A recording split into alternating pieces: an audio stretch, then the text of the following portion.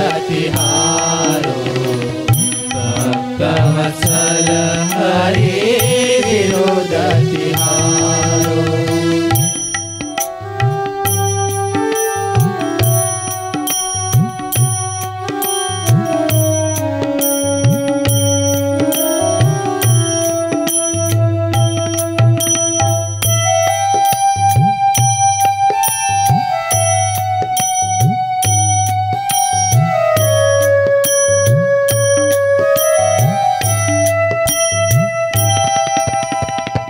धन मद अंध धर्म के बैरी धन मद अंध धर्म के बैरी तिनको प्रभु अभिमान उतारो तिनको प्रभु अभिमान उतारो आलस्य तजो भला होई के आलस्य तजो भला होई के इतनो मानो वचन हमारो इतनो मानो वचन हमारो भक्तवत्सल हरि विरुद्ध तिहारो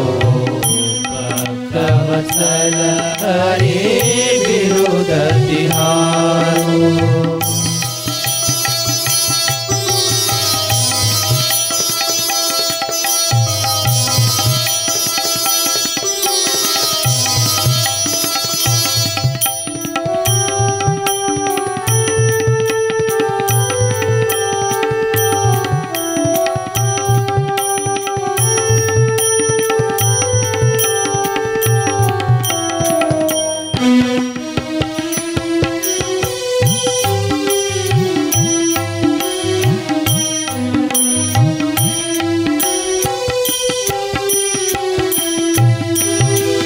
सगुण स्वरूप धर्यो तब तो हरि सगुण स्वरूप धर्यो तब तो हरि अति कृपालुपनो नहीं सारो अति कृपालुपनो नहीं सारो ब्रह्मानंद कहे दुष्टना पर ब्रह्मानंद कहे दुष्टना पर रोष कछुक अंतर में धारो रोष कछुक अंतर में धारो भक्तवत्सल हरि विरुद्ध तिहारो भक्तवत्सल हरि विरुद्ध तिहारो कल बल छल भावे त्यों करके कल बल छल भावे त्यों करके खल मंडल हरि बेगे सहारो खल मंडल हरि बेगे सहारो भक्तवत्सल हरि विरुद्ध तिहारो भक्तवत्सल हरि विरुद्ध तिहारो भक्तवत्सल हरि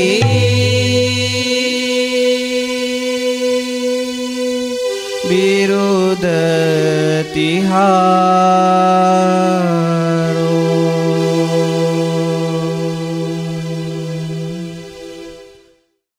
अब हम सब दो हाथ जोड़कर भगवान के स्तुति गान में जुड़ेंगे।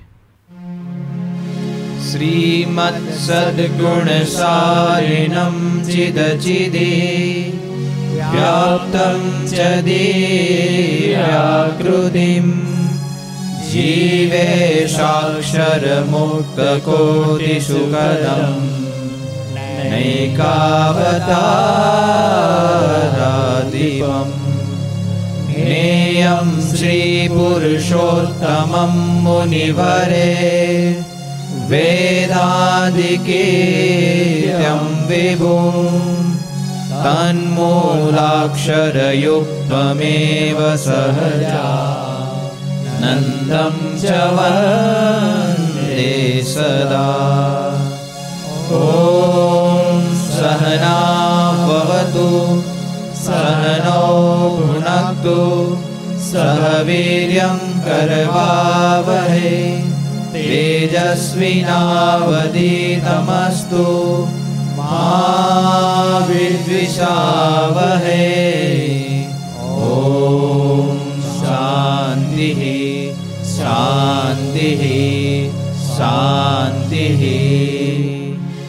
गुणातीतोऽक्षरं ब्रह्म भगवान् पुरुषोत्तमः जनो जानन्निदं सत्यं मुच्यते भववन्दनात्। श्री स्वामीनारायण भगवान की जय।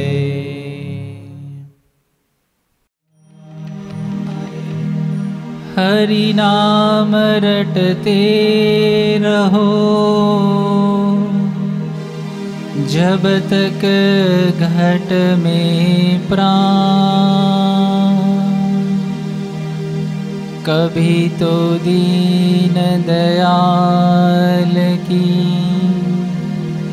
भनक पड़ेगी कान। नाम हरि का जप ले बंदे फिर पीछे पछताएगा तू, फिर पीछे पछताएगा। नाम हरि का जप ले बंदे फिर पीछे पछताएगा तू, फिर पीछे पछताएगा। नाम हरि का जप ले बंदे फिर पीछे पछताएगा तू, फिर पीछे पछताएगा। नाम हरि का जप ले बंदे फिर पीछे पछताएगा तू, फिर पीछे पछताएगा।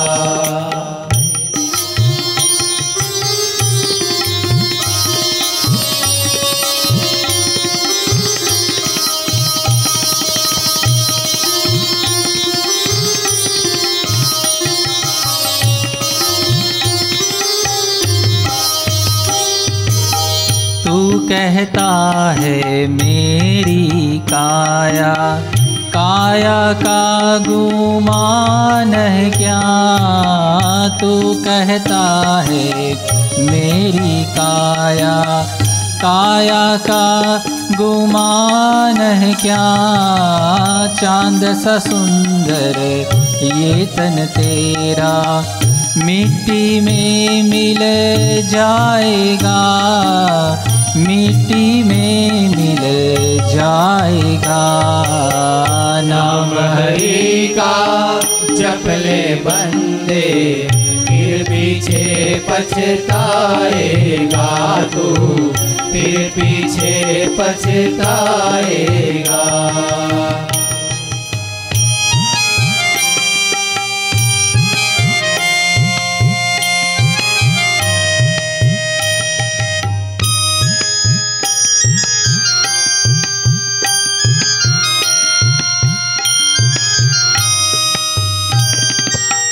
वहाँ से क्या तू लाया बंदे, यहाँ से क्या ले जाएगा।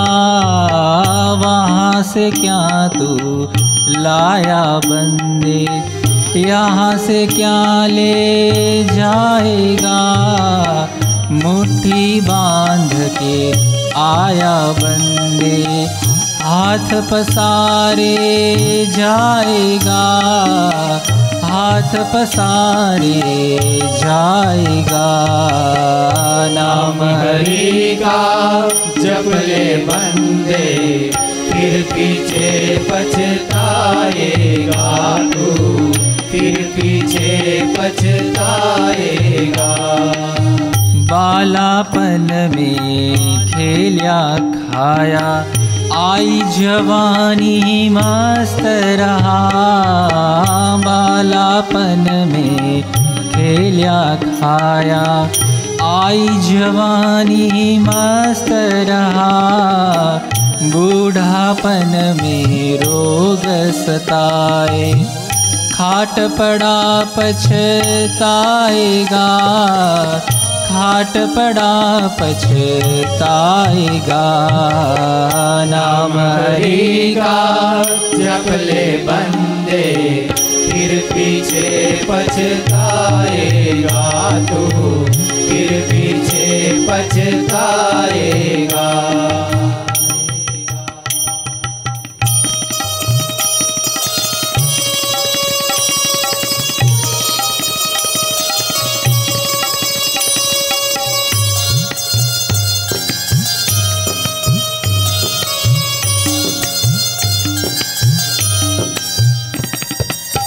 जपना हो तो जप ले बंदे, आखिर तो मिट जाएगा। जपना हो तो जप ले बंदे, आखिर तो मिट जाएगा। कहत कबीर सुनो भाई साधो, करनी का फल पाएगा, करनी का फल पाएगा। नाम हरि का जप ले बंदे, फिर पीछे पछताएगा तू, फिर पीछे पछताएगा। नाम हरि का जप ले बंदे, फिर पीछे पछताएगा तू, फिर पीछे पछताएगा तू, फिर पीछे पछताएगा।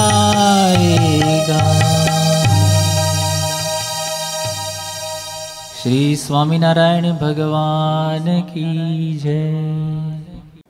सत्संग दीक्षा ग्रंथ में परम पूज्य महंत स्वामी जी महाराज 24 के श्लोक में कहते हैं, ब्रह्म स्वरूप गुरु के बिना यथार्थ भगवान की भक्ति भी नहीं होती, परम आनंद की अनुभूति भी नहीं होती और त्रिविध ताप का नाश भी नहीं होता। तो आइए इसलिए गुरु के दर्शन के माध्यम से ऐसे ब्रह्म स्वरूप गुरु महंत स्वामी जी महाराज का हम दर्शन करें और परम आनंद की अनुभूति करें।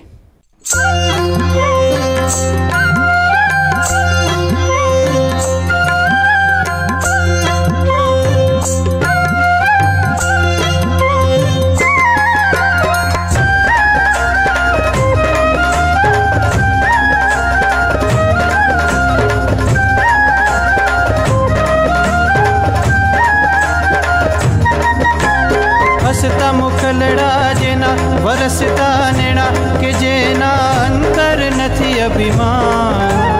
वेण में वशीकरण नैण में छे करुणा भूल्या ने करावे भाव। हसता मुखलड़ा जेना वरसता नेणा के जेना अंतर नथी अभिमान। वेण में वशीकरण वेण में छे करुणा भूल्या ने करावे भाव। के जोगी तारा हे जोगी तारा हे जोगी तारा हे जोगी तारा नाम नो प्रताप। जोगी तारा नाम नो प्रताप। हे जोगी तारा नाम नो प्रताप। जोगी तारा नाम नो प्रताप। मटिया त्रिविधि न ताप तारा नाम नो प्रताप। हे जोगी तारा नाम नो प्रताप।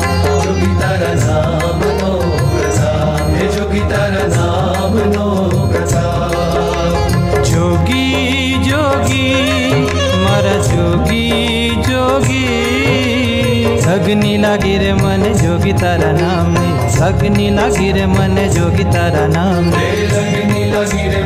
जोगी तारा नाम नी लगनी लगी रे मन जोगी तारा नाम नी।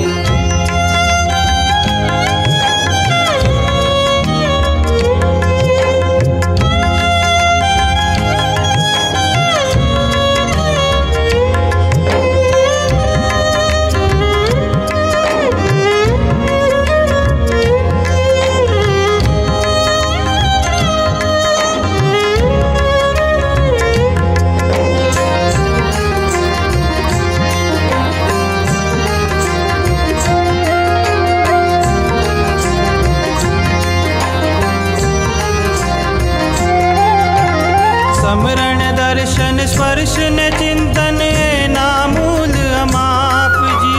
स्मरण दर्शन स्पर्श न चिंतन नामूल अमाप जी। सारी कृपानु मूल केटलू,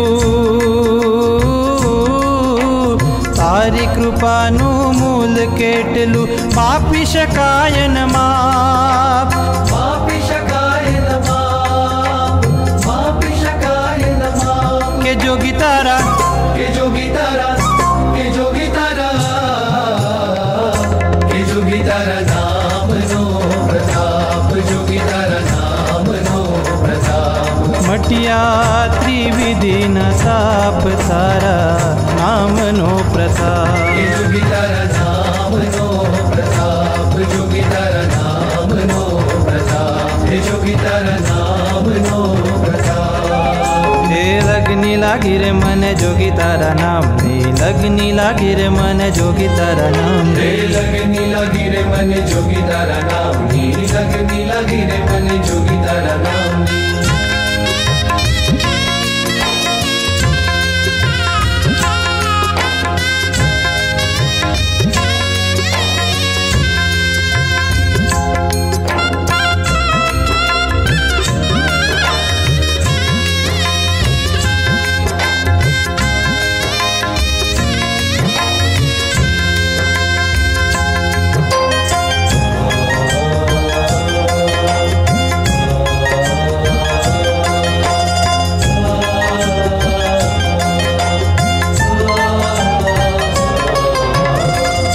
तारी दयाना मेघ मंडाणा वादळ वरसे आप जी।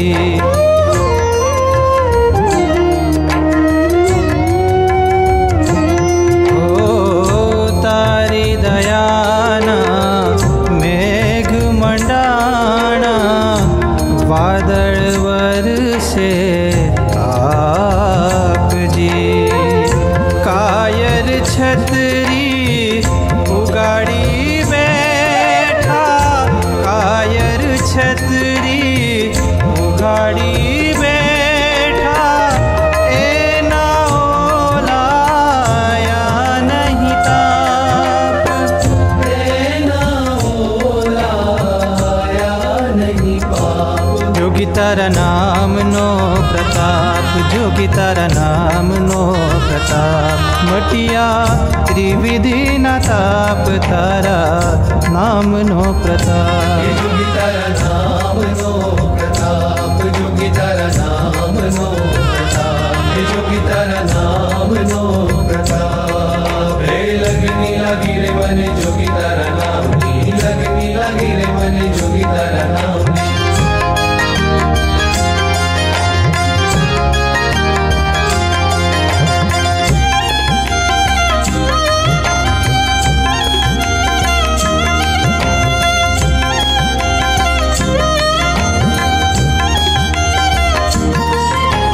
काग जीवड़े बाळक छोटो समाववा संताप जी।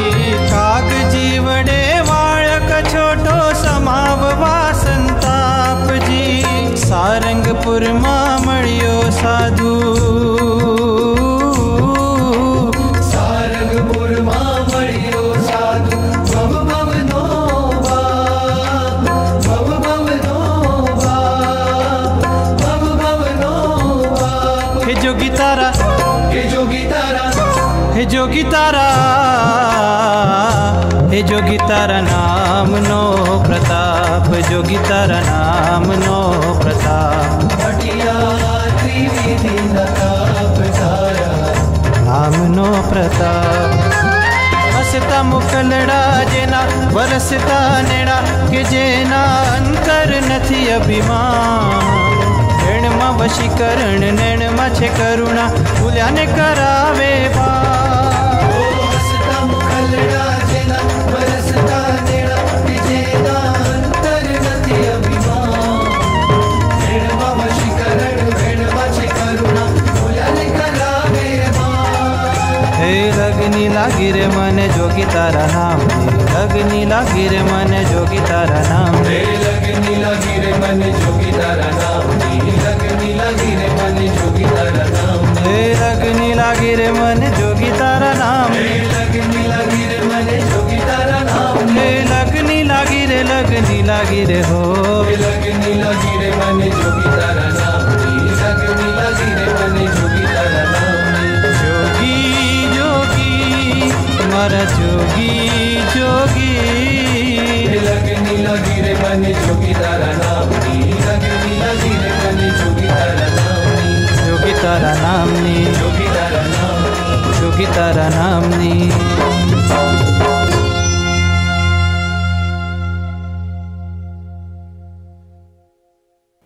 हिंदू धर्म में प्रथम पूजनीय देव श्री गणेश जी को माना जाता है। इसीलिए सभी शुभ कार्यों में सर्वप्रथम गणेश जी का पूजन होता है और भाद्रव पक्ष के शुक्ल चतुर्थी के दिन गणेश जी का विशेष पूजन होता है। और महंत स्वामी जी महाराज ने भी सत्संग दीक्षा ग्रंथ में उस दिन गणेश जी की पूजा करना ऐसी आज्ञा हम सबको दी है और सभी मुमुक्षु इस दिन महिमा पूर्वक और श्रद्धापूर्वक गणेश जी का पूजन भी करते हैं। तो क्यों सर्वप्रथम गणेश जी का पूजन किया जाता है, इसके बारे में और साथ साथ गणेश जी के जीवन में से हमें क्या उपदेश मिलता है, गणेश जी के जीवन में से हमें क्या प्रेरणा मिलती है और साथ में गणेश जी का विशाल देह उसमें बहुत सारे गुण रहस्य छुपे हुए हैं। तो क्या है ये सब गुण रहस्य, उसके बारे में हम आज ज्ञान प्राप्त करेंगे। पूज्य प्रभु वत्सल स्वामी जी दिल्ली अक्षरधाम में रहकर बाढ़ सत्संग प्रवृत्ति का संचालन कर रहे हैं। तो आइए पूज्य प्रभु वत्सल स्वामी जी से विनती करते हैं कि आज की सत्संग सभा का हमें लाभ दे। श्रीमत्सद्गुणशालिनं चिदचिदि व्याप्तं च दिव्याकृतिं जीवे साक्षरमुक्तकोटिसुखदं नैकावताराधिपं ज्ञेयं श्रीपुरुषोत्तमं मुनिवरेर्वेदादिकीर्त्यं विभुं तन्मूलाक्षरयुक्तमेव सहजा नंदं च वंदे सदा। श्री स्वामीनारायण भगवान की जय। अक्षर पुरुषोत्तम महाराज की जय। गुणातीतानंद स्वामी महाराज की जय। राधा कृष्ण देव की जय। सियावर रामचंद्र भगवान की जय। उमापति महादेव की जय। भगत जी महाराज की जय। शास्त्री जी महाराज की जय। योगी जी महाराज की जय। प्रमुख स्वामी महाराज की जय। महंत स्वामी महाराज की जय। प्रमुख स्वामी महाराज शताब्दी महोत्सव की जय। कल गणेश चतुर्थी का पावन पर्व था। तो पूरे भारत भर में यह पर्व बहुत आनंद और उत्साह के साथ मनाया जाता है। भगवान स्वामीनारायण ने और गुरु हरि महंत स्वामी महाराज ने भी आज्ञा करी है महंत स्वामी महाराज ने अभी सत्संग दीक्षा ग्रंथ स्वयं ने लिखा, उसमें भी महंत स्वामी महाराज ने आज्ञा करी है कि 5 देव जो है उनको हम पूज्य रूप से माने, उनमें एक गणपति जी है। भगवान स्वामीनारायण और महंत स्वामी महाराज ने यह भी कहा है कि गणेश चतुर्थी मतलब भाद्रपद शुक्ल चतुर्थी को हम गणेश जी की पूजा अवश्य करें, यह आज्ञा भी करी है। भगवान स्वामीनारायण ने केवल आज्ञा नहीं की है, लेकिन हम देखते हैं कि भगवान स्वामीनारायण ने जो 6 मंदिर बनाए, उन सभी मंदिरों के अंदर गणेश जी की मूर्ति की प्रतिष्ठा भी की है। और आज हम देखते हैं कि BAPS संप्रदाय के जितने भी मंदिर है, BAPS संस्था के सभी मंदिरों के अंदर मूर्ति प्रतिष्ठा के वक्त गणेश जी की मूर्ति की भी प्रतिष्ठा की जाती है, उनका भी पूजन होता है, नगर यात्रा भी निकलती है, और साथ साथ में ये भाद्रपद शुक्ल चतुर्थी को उनका विशेष रूप से पूजन होता है और बाद में विसर्जन भी होता है।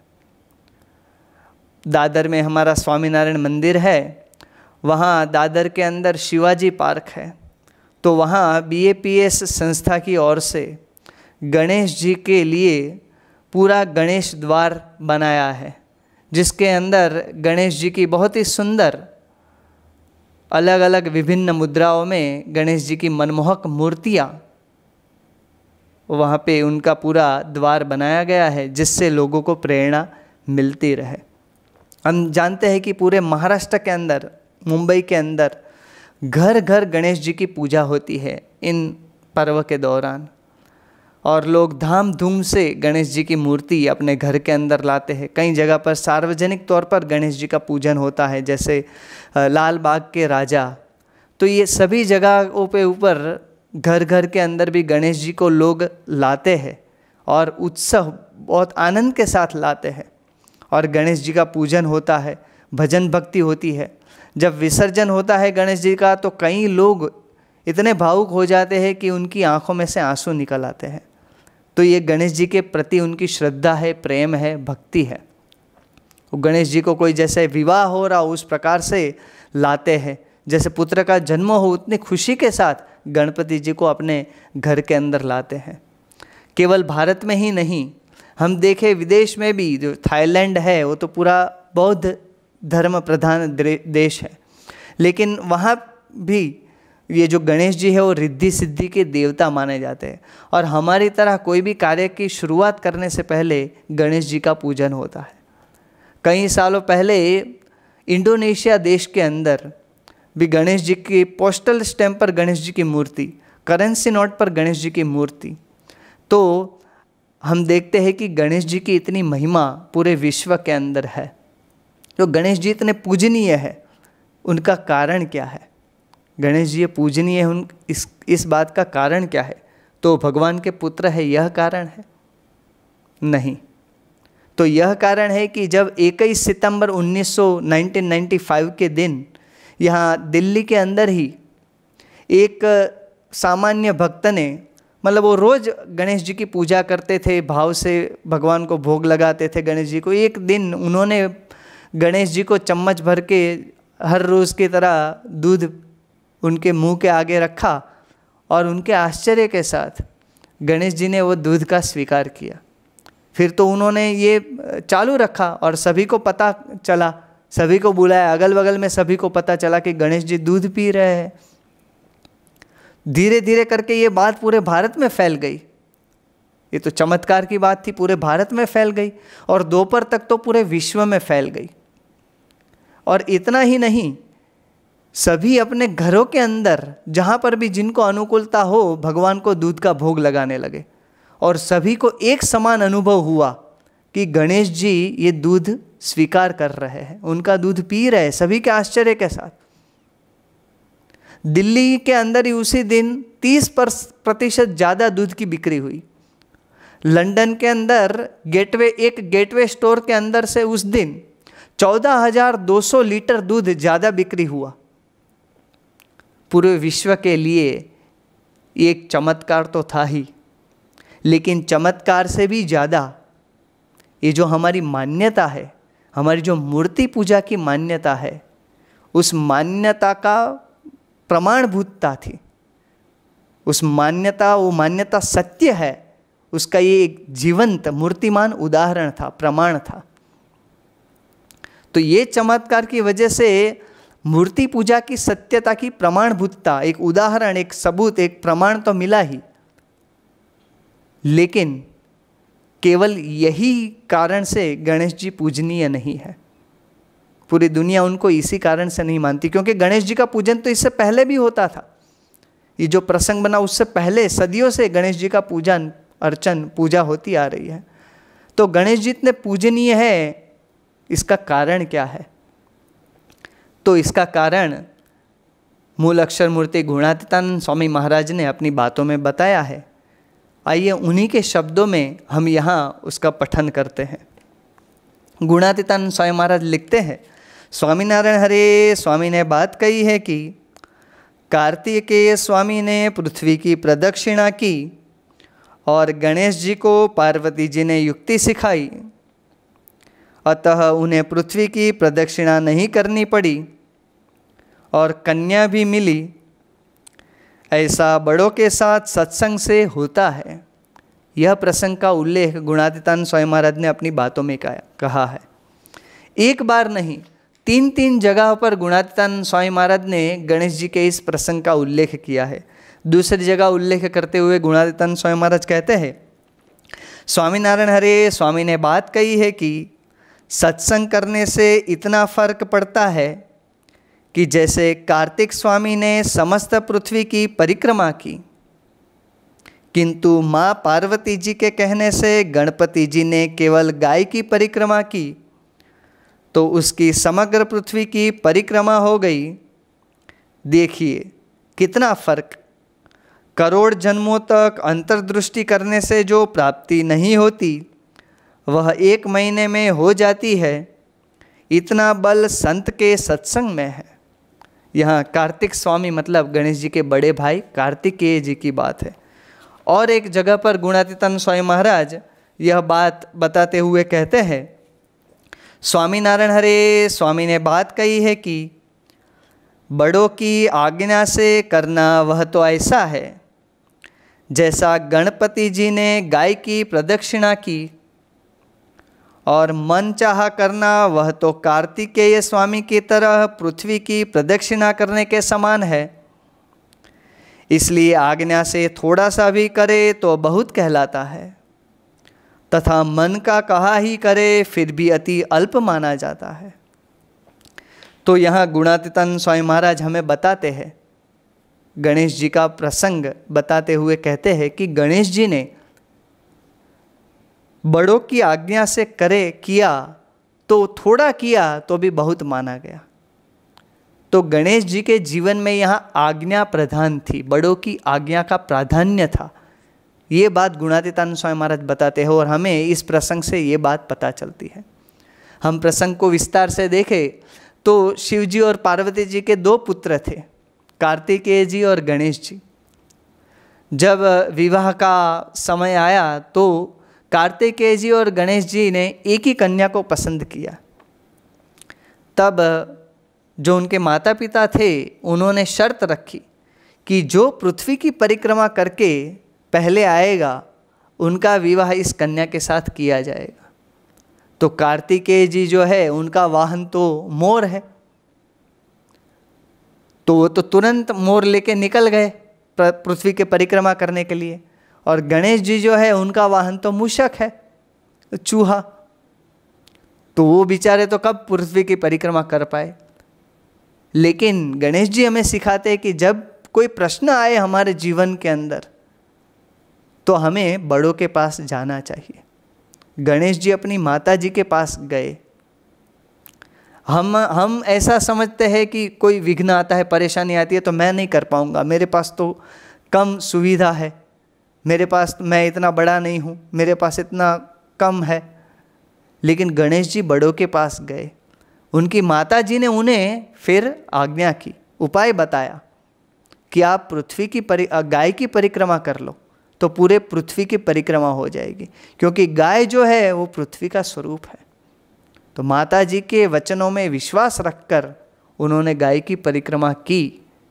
तो 40,000 किलोमीटर की परिक्रमा जो पूरी पृथ्वी की, उसका फल उनको केवल 5-6 मीटर के चलने में उनको मिल गया। जब कार्तिकेय जी पृथ्वी की परिक्रमा करके आए तब उन्हें ये बात का पता चला, तो उनको लगा कि मेरे साथ धोखा हुआ है। और फिर तो उन्होंने कहा कि माता ने धोखा किया है मेरे साथ, तो मुझे अपने शरीर के अंदर मांस और रुधिर रहने नहीं देना है। तो फिर तप करने के लिए चले गए, अपनी माता का मांस और रुधिर सुखाने के लिए। हम जानते हैं कि कर्नाटक के अंदर हॉस्पेट शहर है, उसमें सांडूर पर्वत है। उस सांडूर पर्वत पर जाकर उन्होंने वहाँ उग्र तपश्चर्या की। लेकिन कहने की बात यहाँ यह है, समझने की बात यह है कि गणपति जी ने आज्ञा का पालन किया। तो जो आज्ञा का पालन किया, यही एक कारण है कि गणेश जी इतने पूजनीय है, वो उनके जीवन के अंदर हमें देखने को मिलता है। हमारी गुणातीत गुरु परंपरा के अंदर देखे तो भगत जी महाराज ने जैसे गणेश जी ने 40,000 किलोमीटर परिक्रमा जितना काम केवल 5-6 मीटर चलने में प्राप्त कर लिया, वैसे भगत जी महाराज ने भी, वो तो अनादि सिद्ध थे, लेकिन हमें प्रेरणा देने के लिए गुणातीतानंद स्वामी महाराज की आज्ञा का पालन किया। गुणातीतानंद स्वामी महाराज ने आज्ञा की कि आपको माली की सेवा करनी है तो माली की सेवा की, नाई की सेवा करनी है तो नाई की सेवा की, चूना पीसने की सेवा करनी है तो चूना पीसने की सेवा की, चंदनी सीने की सेवा करनी है तो चंदनी सीने की सेवा की, पत्थर उठाने की सेवा करनी है तो पत्थर उठाने की सेवा की। जो आज्ञा गुणातीतानंद स्वामी महाराज ने की, वो मन कर्म वचन से भगत जी महाराज ने उसका यथार्थ पालन किया। तो जिसके लिए ऋषि मुनि, बड़े बड़े महात्मा पूरा जीवन पसार कर देते हैं, ऐसी ब्राह्मी स्थिति उन्हें केवल 3.5 वर्ष में प्राप्त हो गई। तो ये आज्ञा पालन का चमत्कार है, ये आज्ञा पालन की फलश्रुति है जो भगत जी महाराज के जीवन में भी हमें देखने को मिलती है। योगी जी महाराज के मुखारविंद पर हमें कितना आनंद दिखाई देता है। तो किसी ने योगी जी महाराज से पूछा कि आपके मुखारविंद पर इतना आनंद, ये जो आनंद है, वो सुख है, उसका कारण क्या है? तो योगी जी महाराज कहते हैं कि बर्तन धोने से। तो प्रश्न पूछने वाले को भी आश्चर्य हो गया कि बर्तन धोने से सुख और आनंद प्राप्त होता है। वैसे तो पूरी दुनिया के अंदर कितने लोग बर्तन धोते होंगे, लेकिन ऐसी प्राप्ति, ऐसा सुख नहीं होता। तब योगी जी महाराज कहते हैं कि बर्तन तो धोए लेकिन आज्ञा से। योगी जी महाराज ने योगी गीता में कहा है कि 40 वर्ष तक शास्त्री जी महाराज की आज्ञा का पालन किया है। और किस प्रकार पालन किया है? तो कभी भी उनकी आज्ञा का उल्लंघन नहीं किया है। जिस प्रकार आज्ञा की है 100% उसी प्रकार से पालन किया है, तब जाके ऐसी स्थिति हुई है, ये हमें देखने को मिलता है। शास्त्री जी महाराज ने प्रमुख स्वामी महाराज को प्रमुख पद के लिए पसंद किया। उसका कारण क्या था कि शास्त्री जी महाराज ने एक आज्ञा की। प्रमुख स्वामी महाराज तो क्रिकेट का सामान लेने के लिए जा रहे थे अपने मित्रों के साथ, लेकिन शास्त्री जी महाराज की आज्ञा आई पत्र के रूप में, चिट्ठी के रूप में, तो त्याग कर दिया अपने मनपसंद चीज़ का और साधु बनने के लिए शास्त्री महाराज के पास आ गए। प्रमुख स्वामी महाराज की इंग्लिश पढ़ने की बहुत इच्छा थी, अंग्रेजी पढ़ाई की। शास्त्री महाराज ने आज्ञा की कि संस्कृत पढ़ो आप, तो अपना मनपसंद का त्याग कर दिया, संस्कृत पढ़े। शास्त्री महाराज ने आज्ञा की, सारंगपुर के अंदर विराजमान थे, कि मुझे भक्त चिंतामणि की कथा सुननी है। तो प्रमुख स्वामी महाराज अटलादरा थे। जैसे ही ये समाचार मिले तो रात को निकल गए। कोई रिजर्वेशन नहीं, कोई बुकिंग नहीं, ट्रेन में जाना था, जगह नहीं थी ट्रेन में, तो दरवाजे की जो पट्टी आती है उस पर खड़े रहे और इंजन के पीछे के ही डिब्बे में खड़े रहे, दरवाज़ा पकड़कर। और वो इंजन में से जो कोयले की जो मिट्टी, कोयले का जो निकलता है, वो पूरा कोयला, उससे पूरा शरीर, और ठंड और बारिश, ऐसी हालत के अंदर वो ट्रेन बदलते बदलते वो सारंगपुर पहुँचे, ये बारिश के अंदर। तो आज्ञा का पालन तो ऐसी स्थिति होती है, वो तो अनादि सिद्ध है, लेकिन हमें प्रेरणा देने के लिए कि आज्ञा पालन से ये फलश्रुति होती है, वो महंत स्वामी महाराज के जीवन के अंदर भी हमें देखने को मिलता है। योगी जी महाराज ने एक साथ 5 दिन तक मतलब एक साथ महंत स्वामी महाराज को निर्जल उपवास करवाए, तो बिना कोई संशय, बिना कोई शंका उन्होंने निर्जल उपवास किए। महंत स्वामी महाराज एक बार गोंडल के अंदर विराजमान थे, 102 डिग्री बुखार था, ज्वर, और ऐसे में योगी जी महाराज आज्ञा करते हैं कि आप सेवा में आ जाओ, वो कूड़ा भरना है पूरा ट्रक के अंदर। तो इतने बुखार में सेवा के अंदर लग गए। तो हमें ये देखने को मिलता है कि आज्ञा पालन जो होती है करते हैं हम, उसमें से जो प्रसन्नता होती है उसका ये फल है। तो वो हमें गणेश जी के जीवन के अंदर भी देखने को मिलता है। दूसरा ये प्रसंग में हमें क्या देखने को मिलता है कि गणेश जी ने कोई संशय नहीं किया कि पूरे पृथ्वी की परिक्रमा, पूरी इतनी बड़ी पृथ्वी और गाय की परिक्रमा करूँ तो कैसे फल मिल जाएगा, ये कैसे संभव है, इसमें कौन सा लॉजिक है, इसमें कौन सा तर्क है। तो गणेश जी ने कोई संशय नहीं किया। आज्ञा में कोई संशय नहीं करना चाहिए, तब पूजनीय बनते हैं। गणेश जी ने विश्वास रखा बड़ों के वचन के अंदर। भगत जी महाराज को जब गुणातीतानंद स्वामी महाराज ने कहा कि गिरनार पर्वत को बुला के लेके आओ, तो भगत जी महाराज ने वहाँ संशय नहीं किया, तर्क नहीं लगाया कि पर्वत कैसे आ सकता है, वो कैसे सुन सकता है, ऐसा कोई प्रश्न नहीं किया। तब जाके ये स्थिति हुई है, तब जाके ये प्रसन्नता हुई है गुणातीतानंद स्वामी महाराज की। हम जानते हैं कि सत्यकाम जाबाली नाम का एक युवक और गौतम ऋषि के पास आए और गौतम ऋषि को कहा कि मुझे ब्रह्म विद्या चाहिए, मुझे ब्रह्म ज्ञान प्राप्त करना है। तो विद्या प्राप्त करने के लिए आए थे। गौतम ऋषि ने उनको कहा कि जाओ, ये 400 गाय है वो लेकर जाओ, 1000 गाय जब हो जाए तब उन्हें वापस लेकर आना। तो उन्होंने प्रश्न नहीं किया सत्यकाम जाबाली ने कि मैं तो ब्रह्म विद्या प्राप्त करने के लिए आया हूँ और ये गाय 400 की 1000, इसको ब्रह्म विद्या से क्या लेना देना, ऐसा प्रश्न नहीं किया, संशय नहीं किया। तो ये प्रसन्नता हो गई, ये फल मिल गया उनको। तो ये हमें देखने को मिलता है गणेश जी के जीवन में से। दूसरी बात हमें देखने को मिलती है कि भगवान का कार्य, सेवा, एक तो आज्ञा पालन, दूसरा सेवा। जब व्यास जी के मन में महाभारत का ग्रंथ रचने की बात चल रही थी, तब उन्हें ये प्रश्न हुआ कि ये महाभारत का ग्रंथ करना है तो उसके लेखक कौन बनेंगे, उसे लिखेंगे कौन। तो ब्रह्मा जी ने उनको बताया कि आप गणेश जी का स्मरण करो, उनकी स्तुति करो, वो लिखेंगे ये ग्रंथ।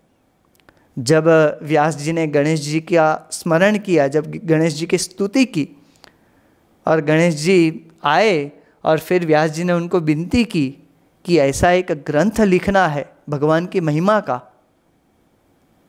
तो गणेश जी तुरंत तैयार हो गए। क्योंकि गणेश जी के मन में था कि भगवान का कार्य हो, हमारे धर्म के लिए, हमारी संस्कृति के लिए, शास्त्र के लिए, लोक कल्याण के लिए, लोकहित का कोई कार्य हो। तो गणेश जी के जीवन में देखने मिलता है कि वो हमेशा तत्पर रहते हैं। ये प्रसंग से हमें देखने को मिलता है। गणेश जी तुरंत तैयार हो गए और इतना अच्छा, इतना बढ़िया कार्य था, ये सेवा का कार्य था। तो गणेश जी तैयार तो हो गए, लेकिन गणेश जी को ऐसा भी था कि ये जो सेवा का कार्य है तो तुरंत होना चाहिए, उसमें देरी नहीं होनी चाहिए और तुरंत ये पूर्ण होना चाहिए। इसलिए गणेश जी ने एक शर्त रखी। क्या शर्त रखी? कि मैं लिखूंगा सही, लेकिन बीच में रुकूंगा नहीं।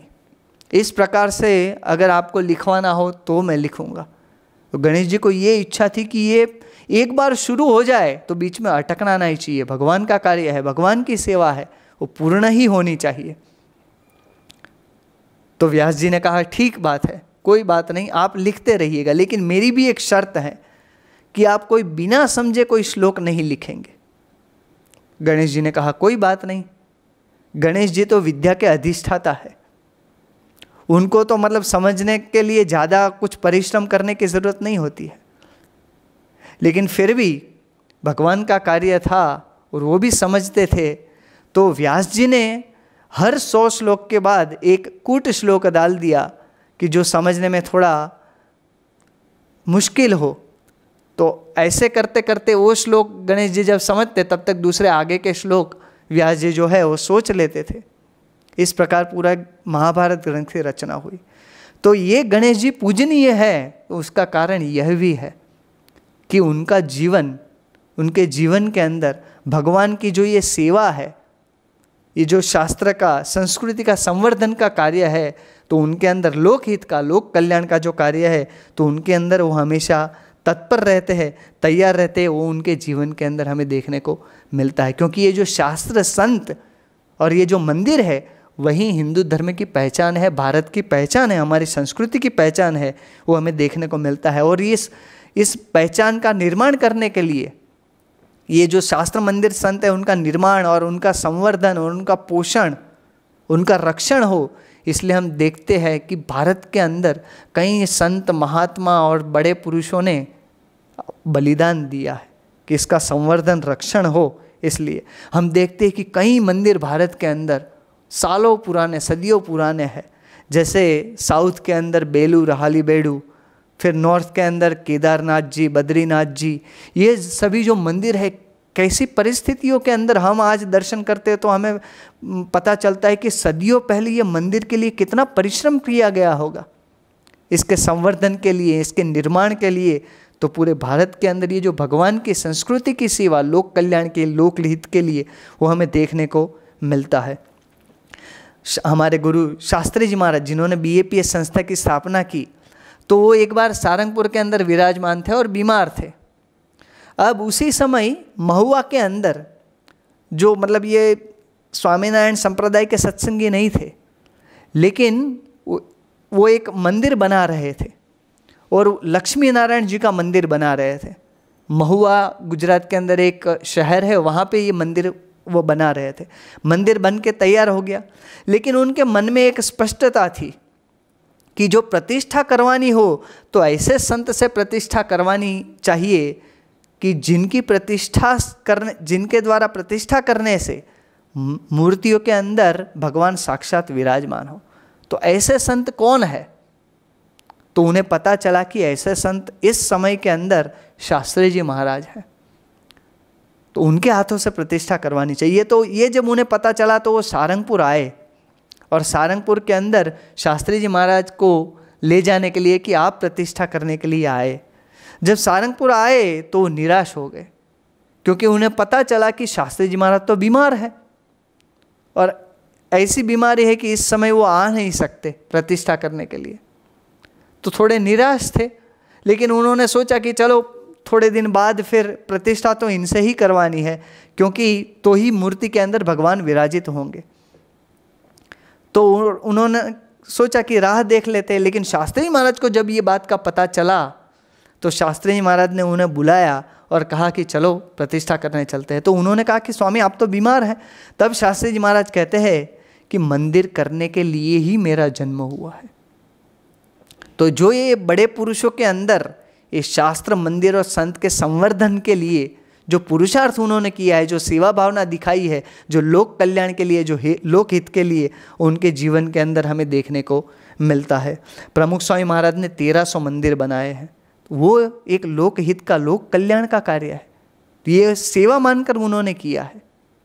जब हम देखते हैं कि अभी ही राम जन्मभूमि का शिलान्यास हुआ, वहाँ मंदिर का शिलान्यास हुआ, तो 1989 के अंदर सर्वप्रथम प्रमुख स्वामी महाराज ने ये जो राम शिला है उसकी प्रथम शिला का पूजन प्रमुख स्वामी महाराज ने खुद ने किया था। तो जो मंदिर का कार्य हो, लोक कल्याण का कार्य हो, धर्म का कार्य हो, तो उस सेवा के लिए ये गुरुजनों जो है, महापुरुषों है, हमेशा तैयार रहते हैं। तो ये यहाँ हमें गणेश जी के जीवन के अंदर भी देखने को मिलता है कि ऐसे कोई ग्रंथ की रचना हो कि जो लोक कल्याण के लिए हो, लोकहित के लिए हो, तो कितने तत्परता से उस सेवा के अंदर तैयार हैं। गुरु हरि महन स्वामी महाराज ने भी सारंगपुर के अंदर संतों का प्रशिक्षण केंद्र है, तो वहाँ पे भी प्रमुख स्वामी महाराज, महन स्वामी महाराज की इच्छा के अनुसार, उनके आज्ञा के अनुसार वहाँ रामायण, महाभारत, गीता, भागवत, उपनिषद, ये सभी ग्रंथों का पठन पाठन होता है। अभी चातुर्मास के अंदर ही हमने देखा, अभी अभी ही ये सभी ग्रंथों के ऊपर पारायण सभी संतों ने की महंत स्वामी महाराज की आज्ञा से। तो उनका हमेशा ये रुचि रहती है कि ये भगवान लोक कल्याण का जो कार्य है उनके अंदर हमारी सेवा हमेशा बनती रहे। और इससे उपरांत एक बात यह है कि गणेश जी जब ये ग्रंथ लिख रहे थे तब उनके मन में विचार आया कि ये जो इतना बड़ा ग्रंथ है उसका लेखन करना है, तो उसके लिए जो कलम है, पेन, तो वो भी जैसे तैसे नहीं चलेगी, क्योंकि इतना बड़ा ग्रंथ है तो पूरा हो तब तक कोई बाधा ना आए ऐसी लेखनी चाहिए। तो उन्होंने कलम के तौर पर अपना एक जो दांत है वो तोड़ दिया और उसकी कलम बनाकर ये ग्रंथ पूरा महाभारत का लिखा है।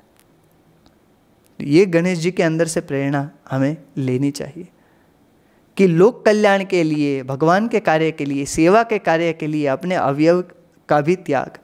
यहाँ अक्षरधाम के अंदर हम मूर्ति देखते हैं, गणेश जी की एक मूर्ति है जिनके अंदर गणेश जी ने एक हाथ के अंदर अपना एक दांत पकड़ा हुआ है। ये जब हम दर्शन करते हैं तो हमें प्रेरणा लेनी चाहिए, हमें प्रेरणा मिलती है कि लोक कल्याण के लिए, भगवान की सेवा के लिए हमें अपने अवयव का भी बलिदान देना पड़े तो हमें देना चाहिए। वो गणेश जी के जीवन के अंदर से हमें प्रेरणा मिलती है। तो सही अर्थ में गणेश चतुर्थी कब मनाई जाएगी? तो उनके दर्शन करते समय हम ये प्रेरणा ले। महंत स्वामी महाराज ने भी 87 ईयर्स की एज है महंत स्वामी महाराज की, और हम सभी जानते हैं कि अभी ही सत्संग दीक्षा ग्रंथ उन्होंने लिखा। 87 ईयर्स एज और 64 दिनों तक लगातार लिखते हैं। तो कितना परिश्रम, कि किस प्रकार लोगों के जीवन के अंदर धर्म भावना प्रकट हो, संस्कार प्रकट हो, भगवान की सेवा का कार्य समझ कर किया। तो ये उनके जीवन के अंदर भी हमें देखने को मिलता है। तो हम जब भी गणेश चतुर्थी सही अर्थ में क्या कि जब भी गणेश जी का दर्शन करें तो उनमें से सब ये प्रेरणा ले। जब एक दांत देखे तो उनमें से ये प्रेरणा हम ले। गणेश जी को गणनाथ कहा जाता है, गणपति कहा जाता है।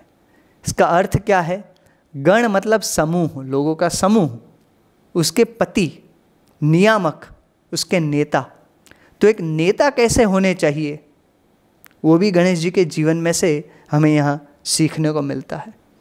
और हम जब भी गुरु के दर्शन करें हमारे, तभी उनके अंदर भी हमें गणेश जी के दर्शन होने चाहिए। सही अर्थ में गुरु का पूजन जो हो जाए तो उसमें सभी का पूजन हो जाता है। हमारी संस्कृति में कहा गया है कि गुरुर् ब्रह्मा गुरुर् विष्णु गुरुर्देवो महेश्वर, गुरु साक्षात परम ब्रह्म तस्मै श्री गुरवे नमः। गुरु के अंदर सभी देव देवता अवतार सब आ गए।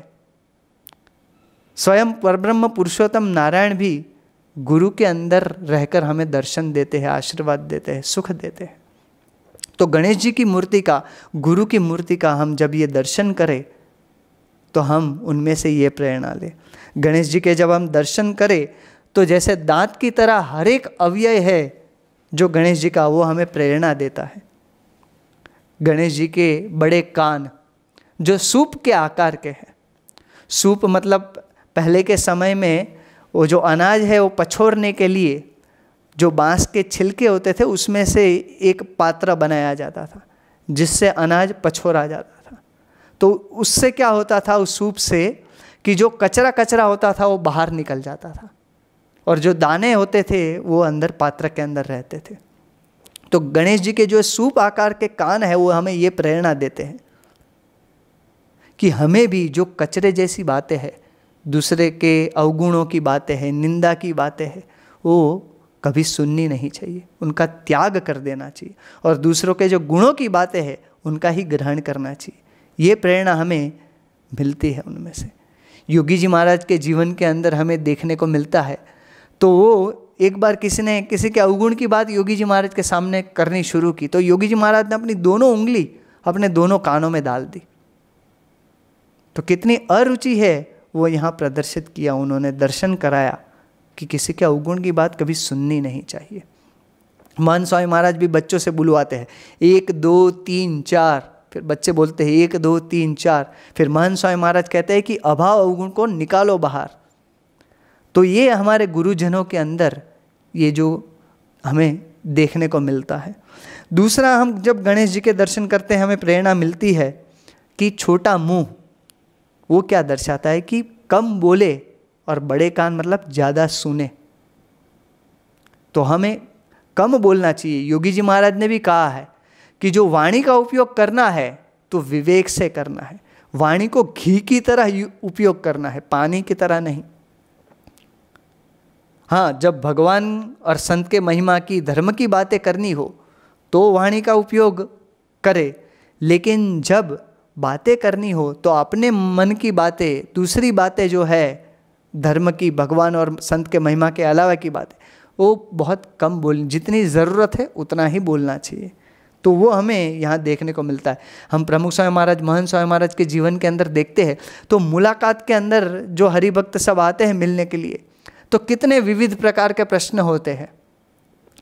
किसी की लंबी, किसी की छोटी बातें होती है और चित्र विचित्र भात भात के प्रसंग होते हैं, बातें होती है उनकी। तो प्रमुख स्वामी महाराज, महंत स्वामी महाराज बहुत प्रेम से, ध्यान से सुनते हैं इन बातों को। वो उनके जीवन के अंदर हमें देखने को मिलता है। दूसरी बात है गणेश जी का विशाल मस्तक। वो हमें प्रेरणा देता है कि थिंक ब्रॉड, कि विशाल सोचे। क्या विशाल सोचे? तो जैसे योगी जी महाराज एक बार विक्टोरिया, जो अफ्रीका के अंदर विक्टोरिया लेक है, उसके ऊपर से जा रहे थे, तो योगी जी महाराज ने क्या सोचा कि जितने भी ये विक्टोरिया के अंदर सजीव है उन सब का कल्याण हो, जो विक्टोरिया के ऊपर है उन सभी सजीवों का कल्याण हो। योगी जी महाराज प्लेन में यात्रा कर रहे थे तो योगी जी महाराज कहने लगे कि ये प्लेन के अंदर आज से पहले जो बैठ चुके हैं उन सब का कल्याण हो, और आज के बाद जो बैठने वाले उन सब का कल्याण हो। तो ये है विशाल भावना, थिंक ब्रॉड।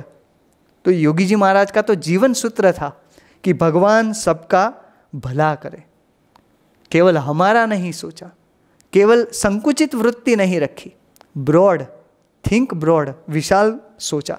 प्रमुख स्वामी महाराज वहाँ इज़राइल के अंदर, वहाँ वेलिंग वॉल है, वहाँ गए थे। तो वहाँ हम जानते हैं कि लोग अपनी प्रार्थना जो होती है वो चिट्ठी में लिखकर वो दीवार के अंदर वहाँ रखते हैं कि उनकी प्रार्थना भगवान सुन ले। तो प्रमुख स्वामी महाराज ने वहाँ भी प्रार्थना की। वो तो इतर धर्म है, लेकिन फिर भी थिंक ब्रॉड, वहाँ प्रार्थना की कि जिन जिन्होंने ये प्रार्थना की है भगवान उनकी प्रार्थना सुने।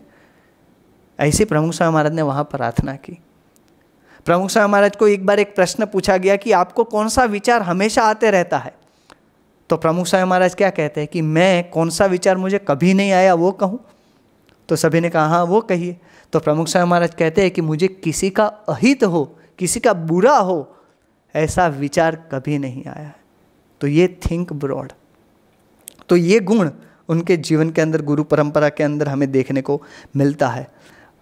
हम में से काफ़ी लोग जानते होंगे कि महंत स्वामी महाराज रोज सुबह सभी देशों को, सभी कंट्री को, केवल भारत नहीं, सभी देशों को, विश्व के अंदर जितने देश है सभी देशों को याद करके प्रार्थना करते हैं कि सभी का भला हो, सभी धर्म के राह पर चले, धर्म के मार्ग पर चले।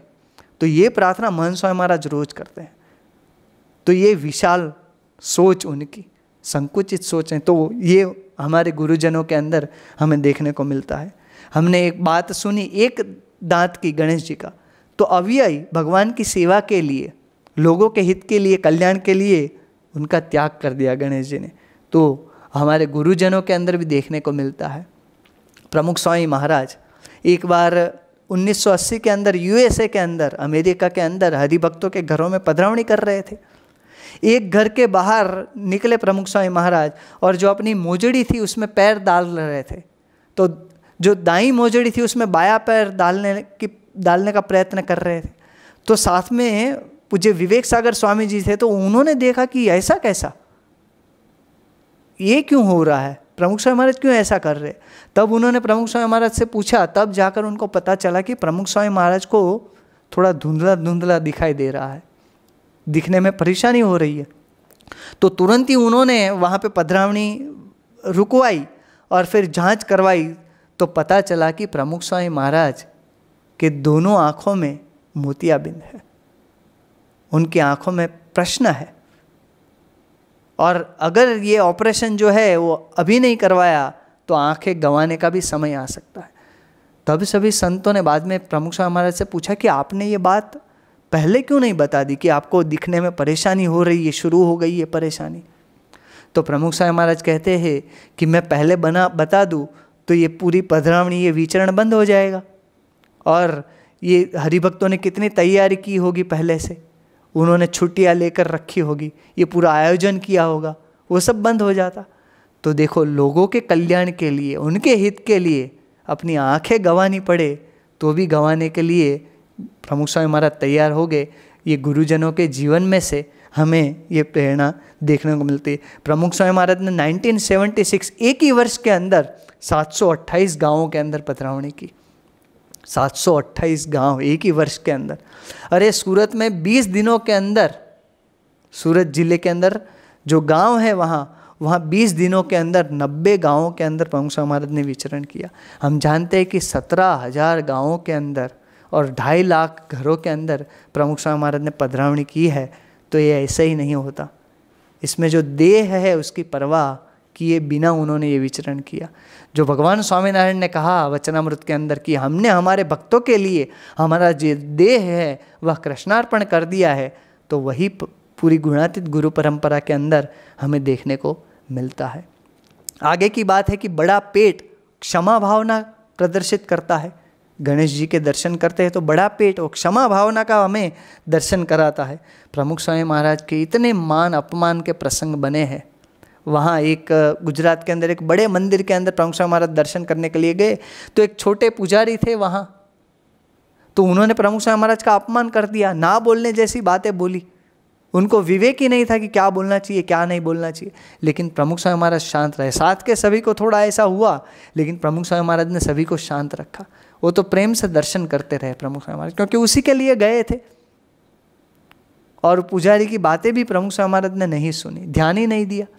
बाहर निकले दूसरी जगह दर्शन करने के लिए, तो वही मंदिर के जो बड़े पुजारी थे उनको प्रमुख स्वामी महाराज के प्रति सद्भाव था। उन्होंने जब प्रमुख स्वामी महाराज को देखा तो बहुत आदर पूर्वक सत्कार से प्रमुख स्वामी महाराज को कहा कि आइए मेरे निवास स्थान पर। प्रमुख स्वामी महाराज ने उनको एक भी बात ये अपमान की नहीं की।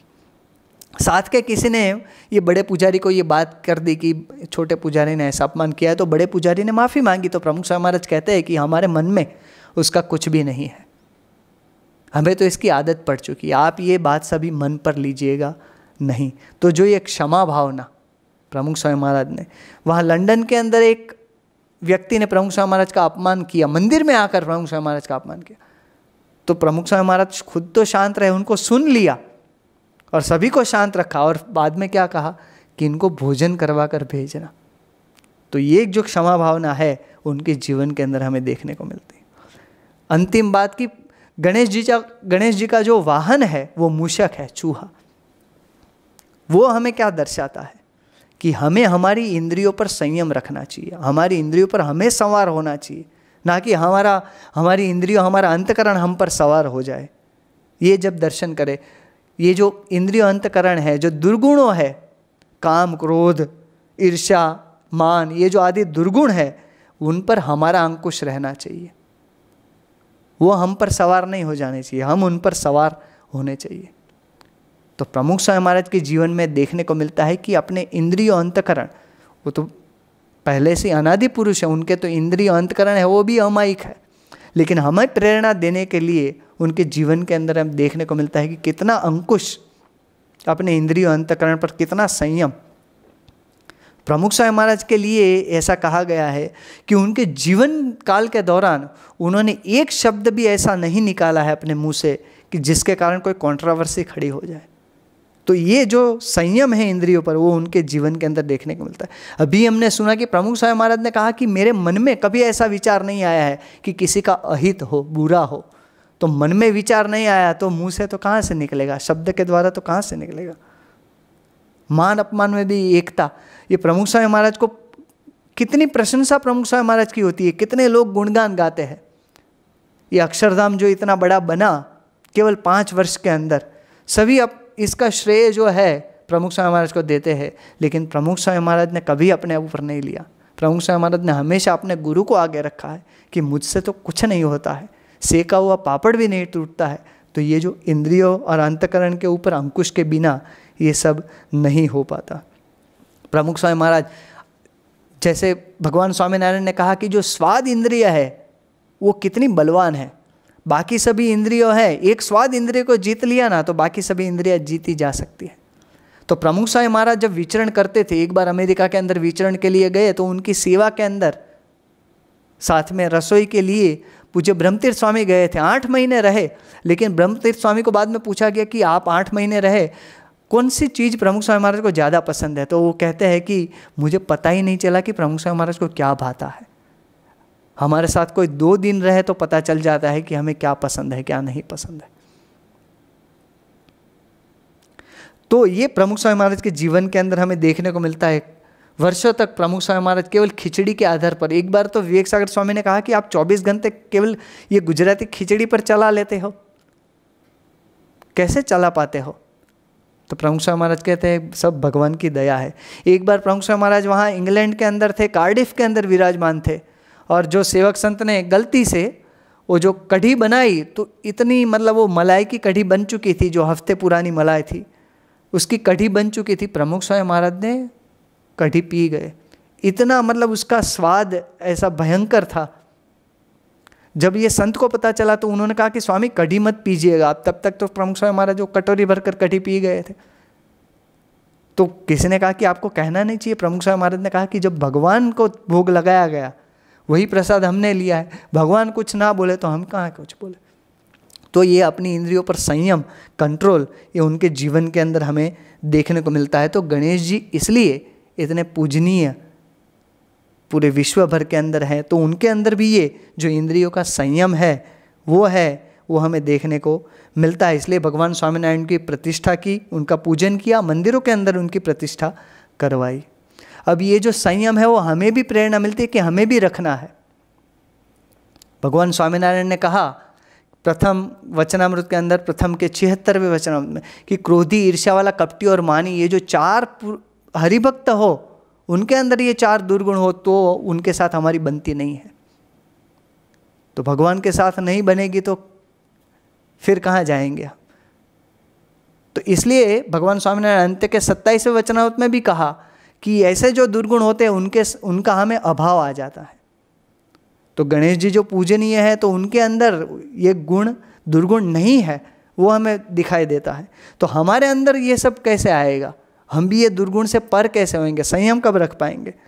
तो भगवान स्वामीनारायण ने उसका उपाय मध्य के 7वें वचनामृत में बताया है कि जो बड़े संत उनकी सेवा और परमेश्वर की आज्ञा में हम रहे तो ये जो दुर्गुण है हमारे अंदर वो निकल जाते हैं। भगवान की कृपा होती है और काम, क्रोध, लोभ जो दुर्गुण है वो हमें पीड़ा नहीं पहुंचाते, वो दूर हो जाते हैं। गुणातीतानंद स्वामी महाराज कहते हैं कि बड़े दृष्टि करे तो तत्काल ये मिट जाते हैं। तो ऐसी जो सेवा और आज्ञा, ये 2 बात बताई, ये जो हमारे जीवन में आएगी तो ये जो दुर्गुण है वो मिट जाएंगे। तो गणेश जी के जीवन के अंदर भी हमें देखने को मिलता है कि आज्ञा का प्रसंग देखा और सेवा का प्रसंग देखा। तो ये जो आज्ञा और सेवा, तो ये इंद्रियों पर संयम कर पाए। वैसे हमारे जीवन के अंदर भी जैसे बड़े संत की सेवा और भगवान की आज्ञा, उनका पालन हम यथार्थ रूप से करेंगे तो हम भी ये जो इंद्रियों पर संयम है तो ये कर पाएंगे। तो ऐसे भगवान के दर्शन करें, हम गणेश जी के दर्शन करें तो उनमें से हम ये प्रेरणा ले, हमारे जीवन में दृढ़ करें। ये हमें उनके जीवन के अंदर देखने को मिलता है। और संस्था के अंदर, संप्रदाय के अंदर ऐसे कई भक्त हैं, उपेंद्रानंद स्वामी हो गए, फिर ऋषुभा वाला, सुभाष भाई, के जो भगवान और संत की सेवा से, आज्ञा पालन से उन्होंने अपने इंद्रियों पर ये संयम प्राप्त कर लिया है।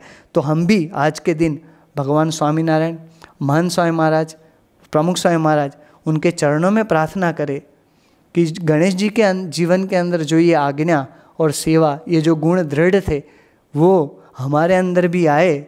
ऐसे हमें बल, बुद्धि और शक्ति प्रदान कीजिए। श्री स्वामीनारायण भगवान की जय। भगवान स्वामीनारायण तथा गुणातीत गुरुओं के उपदेश एवं चरित्र वो सत्संगियों का जीवन है। इसलिए सत्संगी प्रतिदिन उसका शांत चित्त से श्रवण मनन निधिध्यासन महिमा पूर्वक श्रद्धापूर्वक भक्तिपूर्वक करना चाहिए, ऐसी आज्ञा पूज्य महंत स्वामी जी महाराज ने सत्संग दीक्षा ग्रंथ में हम सबको दी है। तो इस आज्ञा का पालन करते हुए हम भी गुरु हरि के उपदेश का श्रवण करेंगे अमृतम की वीडियो के माध्यम से।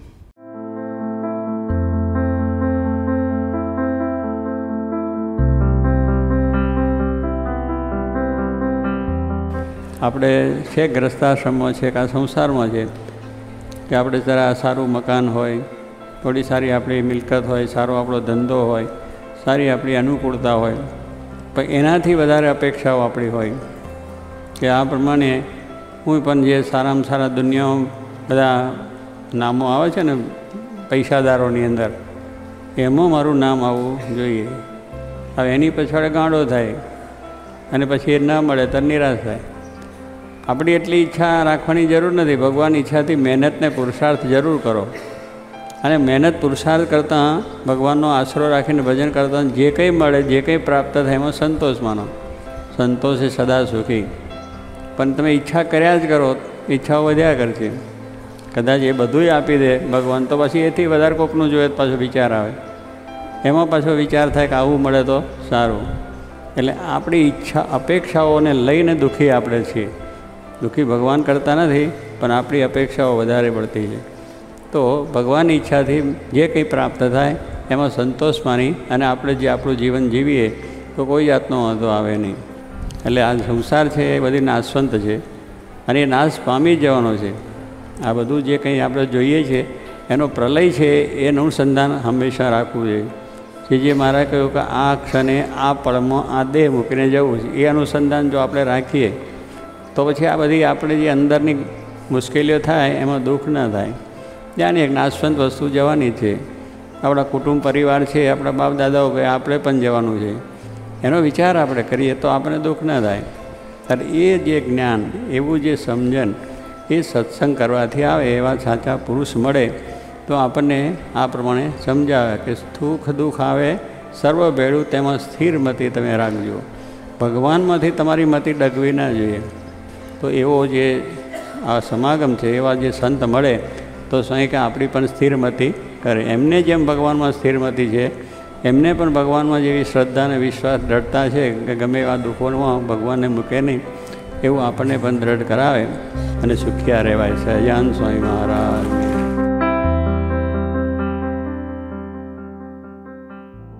जब देश कालादिक के कारण परिस्थिति विपरीत हो जाए तब धैर्यपूर्वक अक्षय पुरुषोत्तम महाराज का आनंद सहित हृदय में भगवान का भजन करना चाहिए, ऐसी आज्ञा पूज्य महंत स्वामी जी महाराज ने सत्संग दीक्षा ग्रंथ में हमें बताई है। तो अभी कोरोना महामारी के कारण ये विपरीत परिस्थिति में सभी का स्वास्थ्य अच्छा रहे, सर्वत्र शांति हो और ये महामारी जल्द से जल्द दूर हो जाए, इसलिए हम भगवान स्वामीनारायण और गुरुवर्यों की स्मृति के साथ स्वामीनारायण धुन का लाभ प्राप्त करेंगे।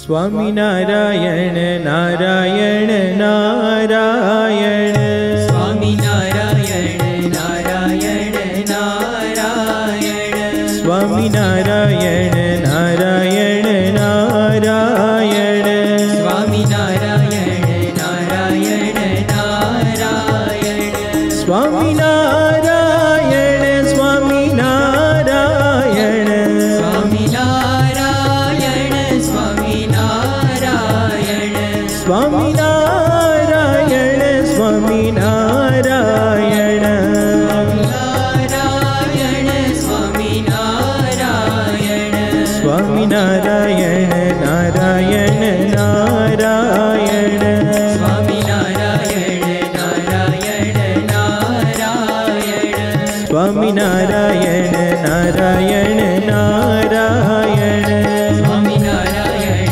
नारायण नारायण, स्वामीनारायण नारायण नारायण, स्वामीनारायण नारायण नारायण, स्वामीनारायण स्वामीनारायण, स्वामीनारायण स्वामीनारायण, स्वामीनारायण स्वामीनारायण, स्वामीनारायण स्वामीनारायण, स्वामीनारायण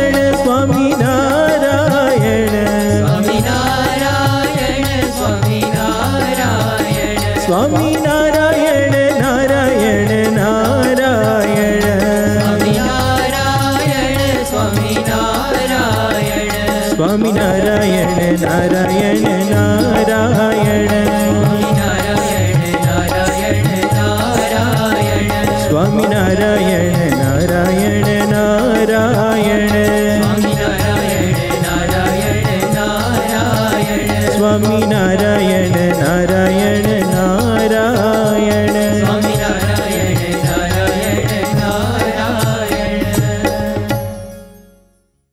अब समय है आरती का।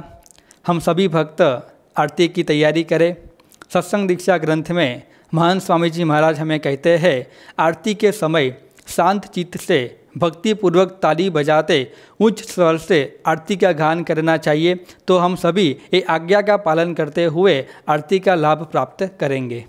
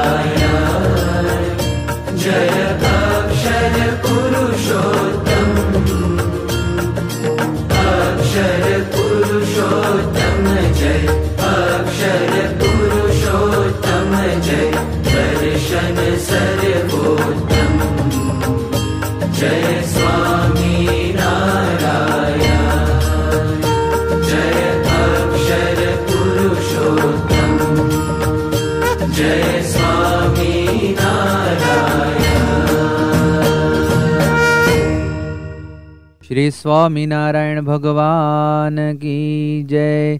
अक्षर पुरुषोत्तम महाराज की जय। गुणातीतानंद स्वामी महाराज की जय। भगत जी महाराज की जय। शास्त्री जी महाराज की जय। योगी जी महाराज की जय। प्रमुख स्वामी महाराज की जय।